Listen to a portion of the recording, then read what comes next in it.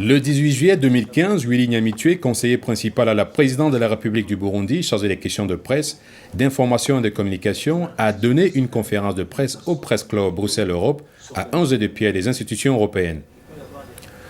Le charismatique spin doctor n'a pas caché son intention de délivrer la bonne parole officielle de son président et le candidat à un troisième mandat contesté, Pierre Nkurunziza.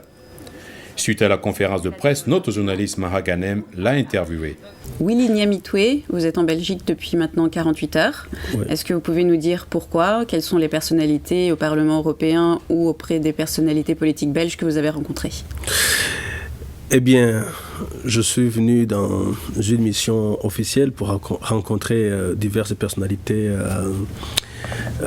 du gouvernement belge, surtout au ministère des Affaires étrangères et à l'Union européenne. Mais quant à vous dire... Qui avez-vous rencontré auprès de l'Union européenne? Justement, qui j'ai rencontré, c'était pas très officialisé comme entretien. Donc, j'aimerais garder ce silence. D'accord, c'était plutôt la Commission, plutôt le Parlement? Non, j'ai rencontré des hauts cadres de l'Union européenne qui s'occupent plus de l'Afrique et de la région des Grands Lacs, tout comme j'ai rencontré aux affaires étrangères belges ceux qui s'occupent plutôt du dossier Afrique. Donc je m'en tiendrai là parce que c'était plus une officieux et mais enfin, échange. Vous êtes venu pour donner aussi votre version aux médias de l'autre côté de la mer Méditerranée, donc il faut aussi nous donner des éléments. Oui, c'était plus des échanges sur ce qui se passe au Burundi afin que les gens aient une lecture plus ou moins équilibrée.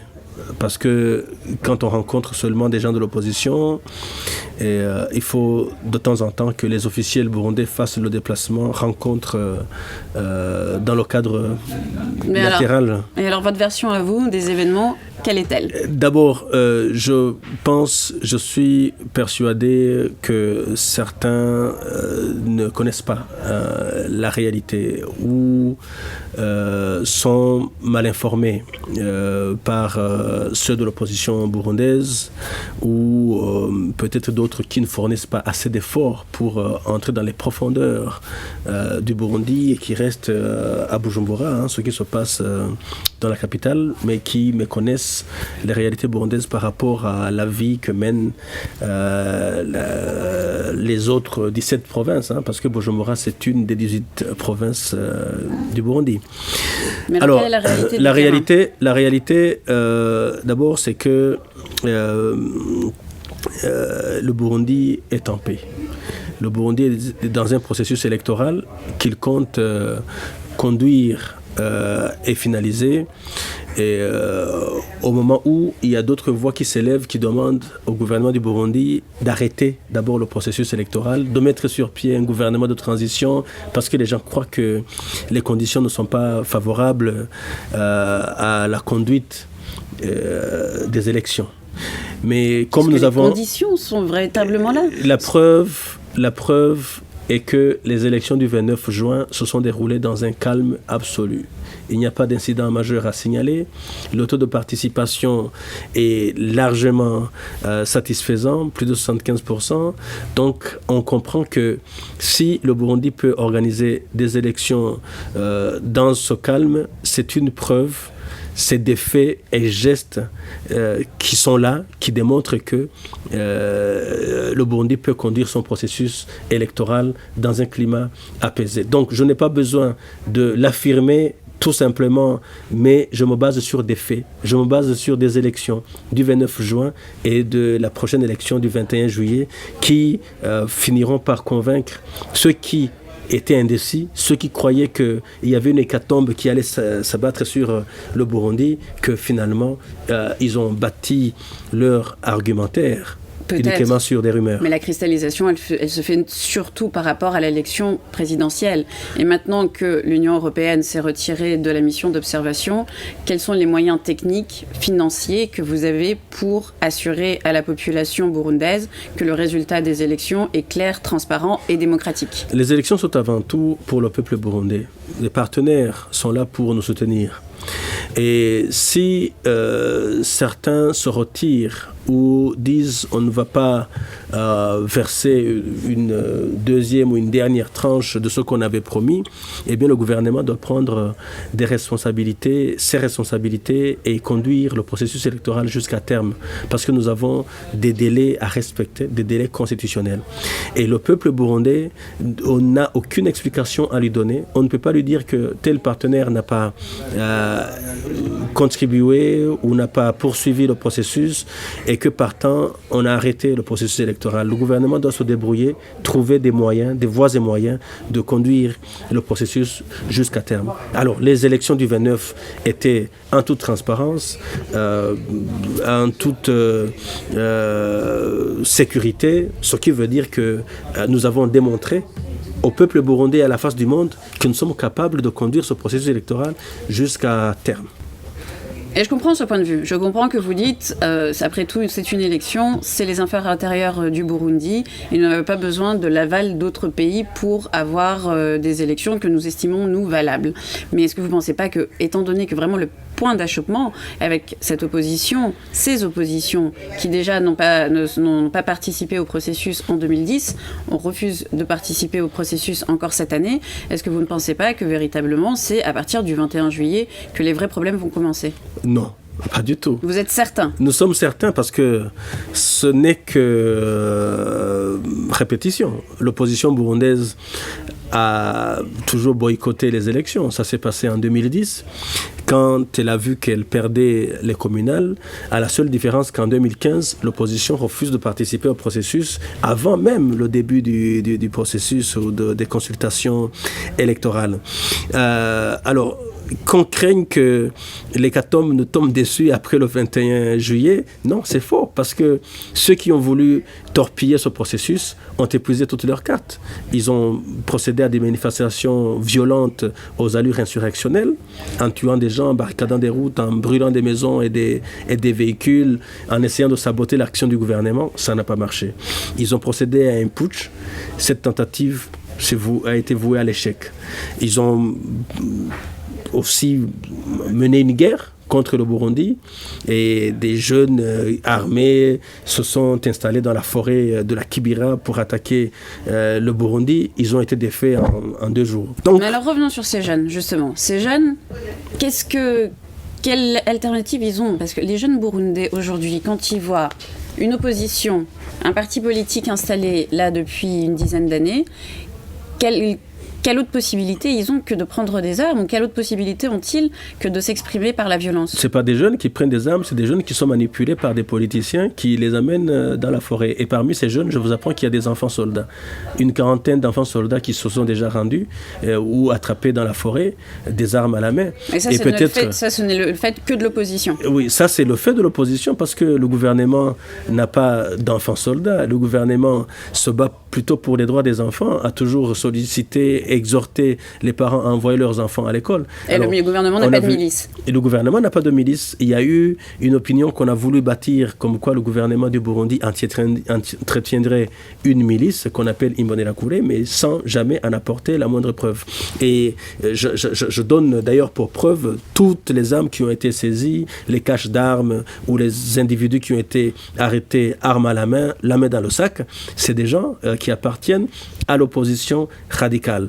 Donc la communauté internationale ou d'autres organisations ne devraient plus continuer à accuser forcément la jeunesse du parti au pouvoir comme étant une jeunesse armée, alors que jamais, au grand jamais, ils n'ont pas trouvé une arme ou une preuve quelconque pour les accuser. Mais quand on voit des gens qui tirent la nuit dans des quartiers qui ont été le fief de la contestation du mandat présidentiel, et qu'on voit des gens qui s'installent dans la forêt avec des armes, et que finalement ces gens apparaissent être des gens de l'opposition, il faudrait quand même que la communauté internationale, l'Union européenne en premier, prenne les choses au sérieux et condamne cet état de fait, parce qu'on ne peut pas encourager le gouvernement à désarmer la population et en même temps ne pas condamner ceux de l'opposition qui sont en train d'armer des jeunes et à manipuler des enfants et à les envoyer à la guerre.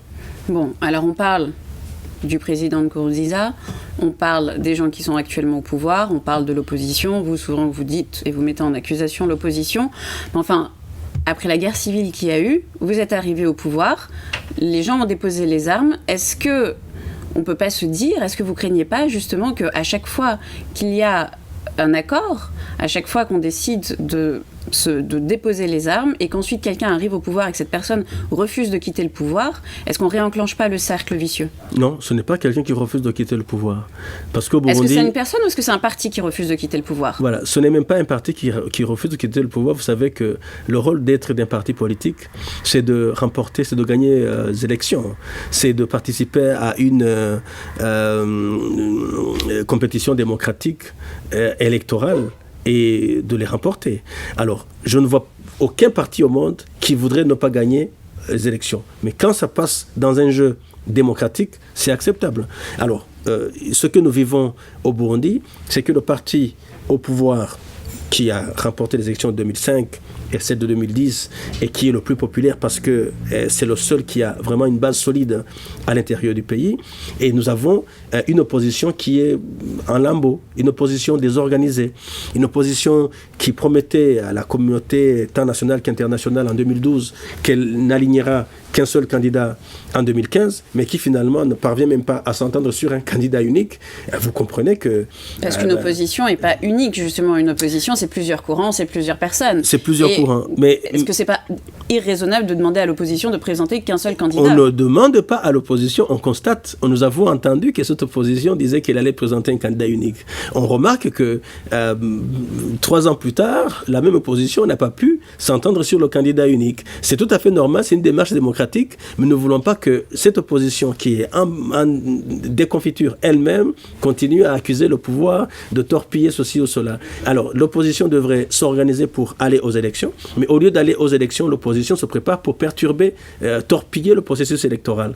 Et c'est légitime de la part du gouvernement de demander à tous ceux qui veulent ou qui aspirent aux fonctions électives d'aller aux élections plutôt que de penser qu'il y aura par une baguette magique un gouvernement de transition pour que même ceux qui n'ont pas participé aux élections, ceux qui n'ont même pas de légitimité ou d'assises au niveau de l'électorat puissent s'engouffrer dans ce gouvernement sans qu'il travaille. On doit travailler pour convaincre la population afin que la population vous donne sa confiance. Alors si la population a eu confiance au parti CNDD-FDD, a placé sa confiance au parti CNDD-FDD en 2005, si la population a renouvelé sa confiance en 2010 et que la population renouvelle sa confiance en 2015, mais ce n'est que normal. Vous parlez population, vous parlez démocratie, vous parlez confiance, vous parlez constitution. Qu'est-ce que vous faites aujourd'hui pour justement être dans une démarche, je dirais, constructive avec l'opposition? Quels sont les canaux, quels sont les chemins qui sont ouverts pour dialoguer avec l'opposition? Le premier canal, c'est le processus électoral.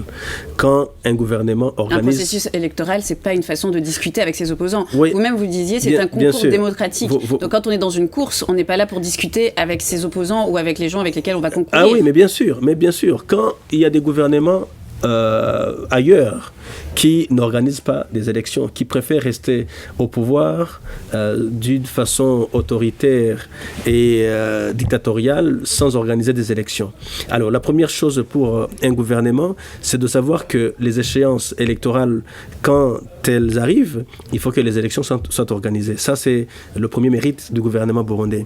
Le deuxième canal, c'est le dialogue qui a toujours été le leitmotiv du gouvernement burundais, et qui a toujours ouvert les portes au dialogue. Il y a même un dialogue en cours entre le gouvernement et l'opposition. Et donc il y a un dialogue. Il y a un dialogue et en cours. Où est-ce que vous en êtes dans ce dialogue? Dans ce dialogue, le dialogue s'était un peu arrêté parce que l'opposition avait récusé un facilitateur.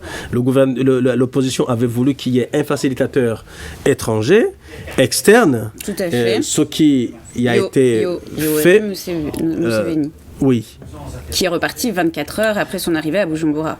Il n'est pas parti parce qu'il a échoué, c'est parce qu'il venait pour passer 24 heures. Un chef d'État ne va pas loin de son pays pour passer une semaine, 2 semaines. Un chef d'État qui vient pour être un médiateur dans un pays... Il n'est pas médiateur, il est facilitateur dans le dialogue burundo-burundais. Alors, qu'est-ce que c'est la différence entre être un médiateur et être un facilitateur? Alors, les gens ont tendance à croire que c'est un médiateur parce qu'il y aurait négociation. Il n'y a pas de négociation, il y a un dialogue. Et ce dialogue, on a besoin d'un facilitateur. Un facilitateur est là pour essayer d'aider les parties qui sont en train de dialoguer à pouvoir se donner la parole, à pouvoir explorer les sujets à discuter, parce qu'on n'est pas en train... Alors les sujets, que sont-ils? De quoi est-ce qu'on parlait? Est-ce qu'on parle date d'élection? Est-ce qu'on parle candidat? Est-ce qu'on parle retrait de la candidature du président Nkurunziza? Le dialogue, il porte sur quoi très concrètement? Le dialogue porte sur divers sujets qui concernent la vie sociopolitique du Burundi. Alors, ces sujets sont diversifiés. Est-ce que ça devrait porter sur la candidature du président? Ce dialogue, si les gens veulent en parler, ils peuvent en parler, mais c'est une question qui a été vidée en interne par l'arrêt de la Cour constitutionnelle qui a constaté En interne, par l'arrêt de la Cour constitutionnelle, c'est-à-dire en interne de quoi? En interne au pays. Au pays, la question a été vidée au pays parce qu'il y avait un débat entre l'opposition radicale qui disait que l'actuel président n'avait pas le droit de se représenter et la mouvance qui disait que l'actuel président a le droit de se représenter selon le prescrit de la Constitution, article 96. Et finalement, de ce débat contradictoire et démocratique, eh bien, la Cour constitutionnelle a sorti un arrêt parce que la Constitution de la République du Burundi démontre que quand il y a incompréhension ou conflit d'interprétation de la Constitution, seule la Cour constitutionnelle est habilitée à trancher. C'est pas seulement au Burundi, c'est aussi dans d'autres démocraties du monde. Alors, en interne donc... Dans cette Cour, normalement, il y a 7 personnes qui siègent et la décision a été rendue par uniquement 6 personnes. Et du moment que cette Cour constitutionnelle, selon la Constitution de la République du Burundi... Donc vous ne voulez pas réagir à ça? Non, je réagis bien sûr. Alors, dans une démarche démocratique, 10 personnes sur 10 ne peuvent pas penser de la même façon. Raison pour laquelle il y a un vote. Et quand ce qui régit cette Cour constitutionnelle, on dit que c'est à la majorité simple, ça veut dire que sur 7 personnes, si 4 personnes disent oui ou disent non, c'est non. Disent oui, ça devient oui. Alors, si 6 personnes... Là, sur les 7 personnes, il y en a une qui a quitté le pays. C'est sur 7 personnes, il y a 6 qui ont validé la candidature et une qui a voté abstention. Qui était en réunion et qui a voté abstention et qui est parti après. Eh bien, dans une démarche démocratique, c'est normal. Et comment voulez-vous qu'en démocratie, toutes les 7 personnes pensent de la même façon? C'est ça qui serait bizarre. Je ne dis pas qu'elle devrait penser pareil. Je dis juste que, comme vous dites, qu'elle était là, qu'elle s'est abstenue et ensuite la personne a quitté le pays. Je dis juste que ça me paraît un petit peu, comment dirais-je. Et c'est normal que les gens... Vous ne pensez pas que c'est normal que les gens se posent les questions sur le fait qu'un organe du pouvoir ait validé la possibilité que le président se présente pour une 3e fois et qu'ensuite une de ces personnes qui siègent dans cette cour quitte le pays? Enfin, ça vous paraît pas normal que les gens se posent des questions? Dans le contexte burundais, c'est possible. Nous avons une démocratie dite consensuelle. Ce n'est pas who wins takes all, on s'entend, et pour certains équilibres ethniques, genre, régionaux, etc. Donc, si... Et alors, est-ce qu'un gouvernement d'union nationale avec un parlement pour 2 ans, qui était l'une des propositions qui a été faite, est-ce que ça, aujourd'hui, dans les dialogues, c'est quelque chose qui est abordé? Cette proposition a été faite par qui? Elle n'a jamais été faite, cette proposition. Elle court la rue, mais elle n'a jamais été faite. Est-ce que c'est quelque chose dont on parle dans le dialogue que vous avez? Non, c'est une rumeur qui court les rues, mais ce n'est pas une proposition qui est venue, qui a été faite par qui que ce soit, par aucune organisation. Aucun facilitateur, aucune organisation internationale. Ce n'est qu'une rumeur qui circule de bouche à oreille, mais on n'a jamais eu une proposition pareille. C'est une rumeur persistante. Alors, c'est une rumeur persistante parce qu'il y a d'autres rumeurs. Peut-être parce que c'est une bonne idée. On ne sait pas. Ce n'est pas une bonne idée parce que nous avons connu un gouvernement de transition et nous avons connu des élections en 2005, nous avons connu des élections en 2010, en 2015. On ne peut pas annuler les élections pour retourner dans un gouvernement de transition. Pourquoi pas? Donc ça, ce serait un recul, un retour en arrière, et je ne pense pas que le Burundi soit prêt à revivre des périodes de gouvernement de transition. Et faire un pas en arrière pour calmer les esprits, voir la situation telle qu'elle est aujourd'hui, c'est pas une meilleure solution que de vouloir absolument pousser les choses vers l'avant? Pour un pays, faire un pas en arrière et entraîne aussi d'autres situations dangereuses. Hein. Dire qu'on peut faire fi... Plus dangereuse que la situation actuellement? Bien sûr que oui. Si on fait fi aux élections, si on ne renouvelle pas les institutions démocratiquement élues par d'autres qui sont démocratiquement élus, vous comprenez que tout peut arriver. On peut s'engouffrer dans une situation d'incertitude institutionnelle et sécuritaire. Vous dites qu'en Europe, ou en tout cas dans le reste du monde, la façon dont les choses se passent au Burundi, on ne prête l'oreille qu'à l'opposition. Certaines personnes qui ont assisté aujourd'hui à votre conférence de presse trouvent que, au contraire, au Burundi, la seule voix qui existe est la voix officielle. Quand est-ce qu'on va pouvoir réouvrir certains médias qui ont été nommés et bien connus? Quand est-ce qu'ils vont pouvoir revenir et à nouveau émettre et à nouveau poser des questions et avoir un dialogue ouvert et honnête comme vous avez eu aujourd'hui avec les journalistes étrangers? Le monde médiatique au Burundi est diversifié et multicolore. Il suffit de vous rendre au pays pour que vous rendiez compte de cette réalité. Ce n'est pas seulement la voix officielle, il y a aussi des médias privés.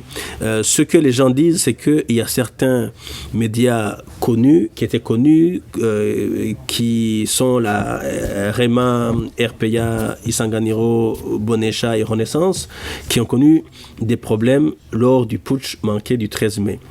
Comprenez que quand il y a putsch, quand il y a guerre, conflit armé, il y a des pertes en vies humaines, des pertes en matériel. Et ce qu'on a perdu nos médias. On en pleure, si vous voulez. On en pleure parce que ça s'est passé dans un contexte... Et alors, qu'est-ce que vous faites pour les remettre en place, ces médias? Qu'est-ce que vous faites pour les aider à se relancer? Ça s'est passé dans un contexte obscur de tentative de putsch, quand des hommes armés, en uniforme, ont détruit ces médias. Et la justice est en train de tout faire pour apporter la lumière sur ce qui s'est passé, et même pourquoi ces médias se retrouvent dans le sillage même du putsch manqué. Parce que si il s'avère que ces médias étaient impliqués... Non, mais apporter la lumière, c'est une chose. Et la justice fait son travail, c'est très bien. Mais vous êtes en période d'élection. Vous dites que ce qui est important, c'est la démocratie. Ce que vous dites, ce qui est important, c'est la transparence. Comment pouvez-vous dire qu'il y a transparence? Comment pouvez-vous dire que le processus démocratique est respecté si toute une partie des médias du pays n'est pas en fonctionnement et qu'aujourd'hui, très concrètement, vous ne faites rien concrètement ou financièrement pour les aider à se relancer? Mais tout simplement, comment les gens peuvent-ils aller voter s'ils n'ont pas d'informations? Vous parliez de rumeurs. La meilleure façon de contrer la rumeur, c'est quand même d'avoir un système médiatique qui fonctionne bien. Le système médiatique est là. Il y a des médias qui sont des médias privés et publics. Hein. Cet espace médiatique est multicolore. Mais ceux qu'on connaît, dont vous parlez, qui ont subi, qui ont connu des problèmes, la justice doit vite mener des investigations, nous apporter de la lumière sur ce qui s'est passé. Parce qu'il y a aussi des bruits qui courent que ces médias auraient été impliqués de près ou de loin dans ce putsch manqué.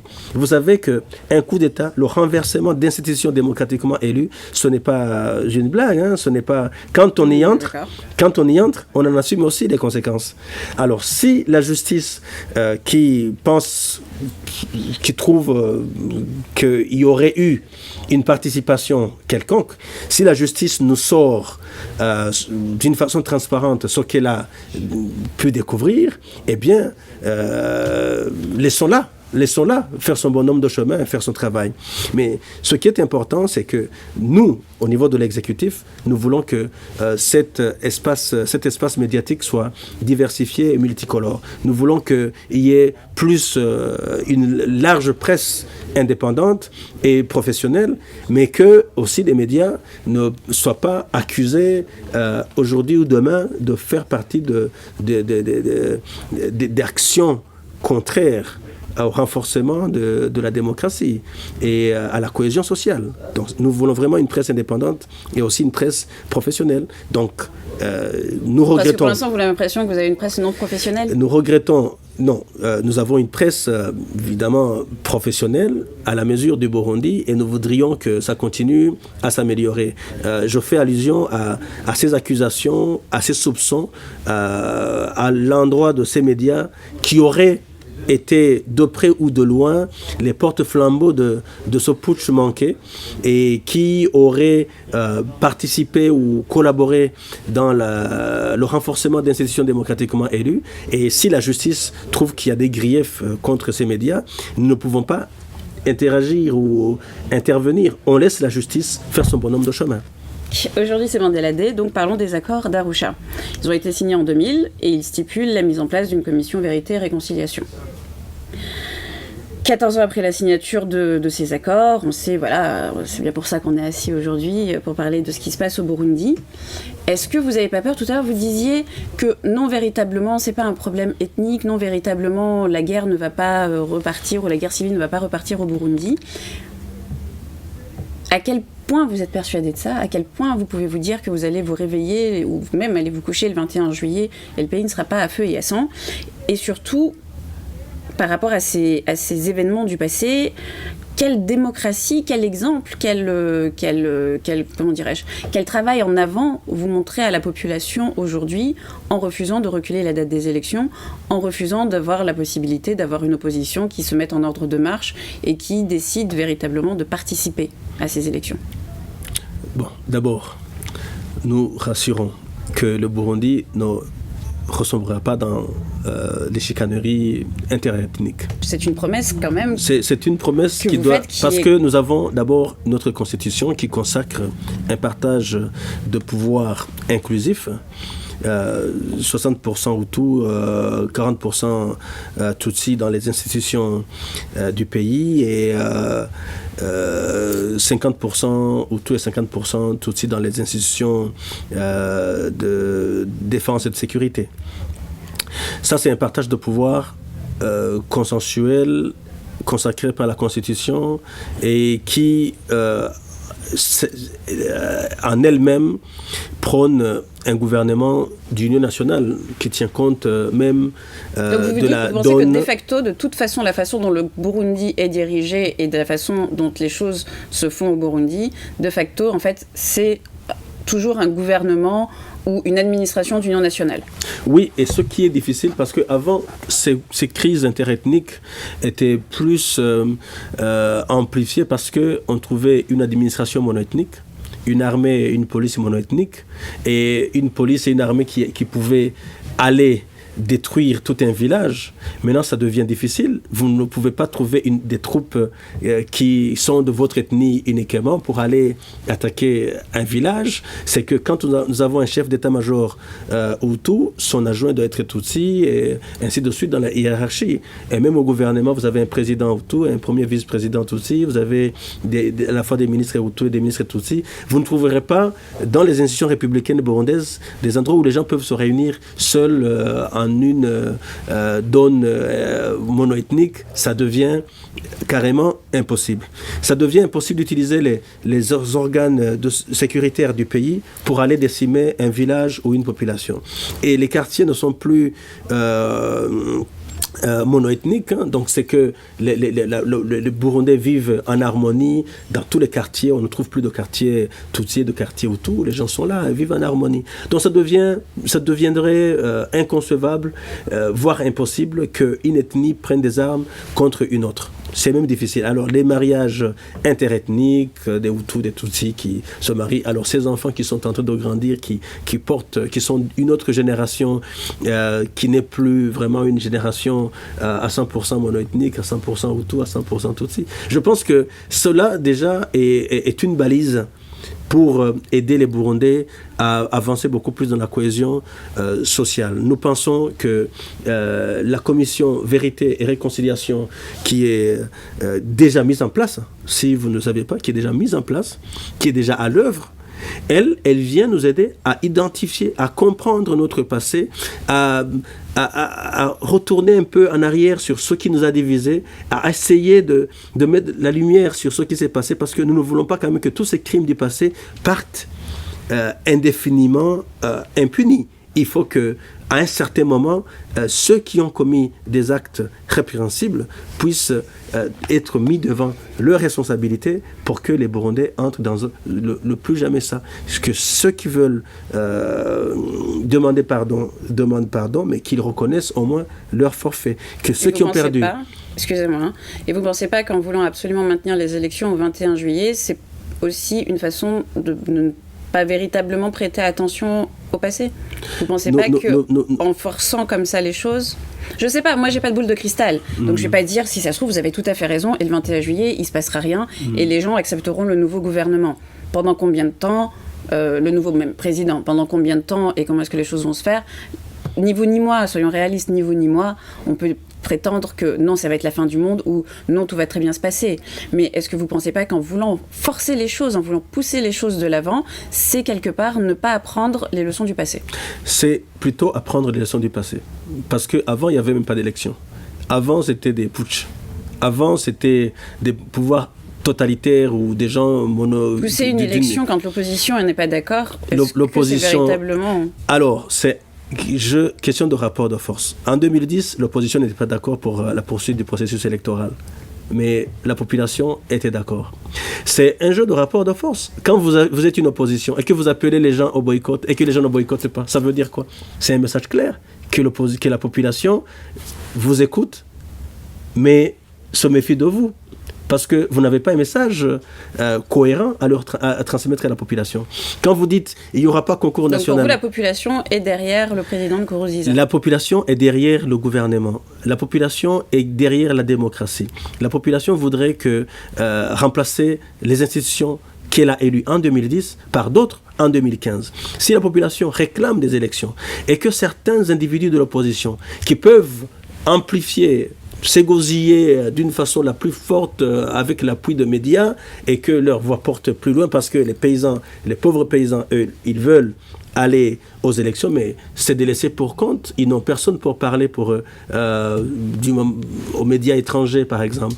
Mais si la population démontre à plusieurs reprises qu'elle veut poursuivre le processus électoral, si la population est réceptive à ce message du gouvernement qui l'appelle à aller élire et renouveler ces institutions, je pense que c'est clair. On n'a pas besoin de chercher de midi à 14h. Et il y a l'opposition qui avait voulu saboter le concours national au mois de mai dernier, qui disait qu'il n'y aura pas de concours national. Et la population envoyait les enfants faire le concours. Et ça s'est passé sur tout le territoire national. Les élections, la population qui dit « n'allez pas voter ». Et la population qui y va et le taux de participation qui va au-delà de 75%. Ça veut dire quoi? C'est un message clair que l'opposition, ce n'est qu'une clique de gens qui ne cherchent que leurs propres intérêts, mais qui font fi des intérêts de toute une population qui ne réclame que le renforcement de la démocratie, du jeu démocratique au pays. D'accord. J'ai vraiment une toute dernière question. Vous êtes venu chercher quoi ici? Un soutien politique ou vous êtes venu chercher de l'argent? Non. Ni un soutien politique, ni de l'argent. Les caisses de l'État ne sont pas vides? Ni l'argent, ni... Les caisses de l'État ne sont pas vides?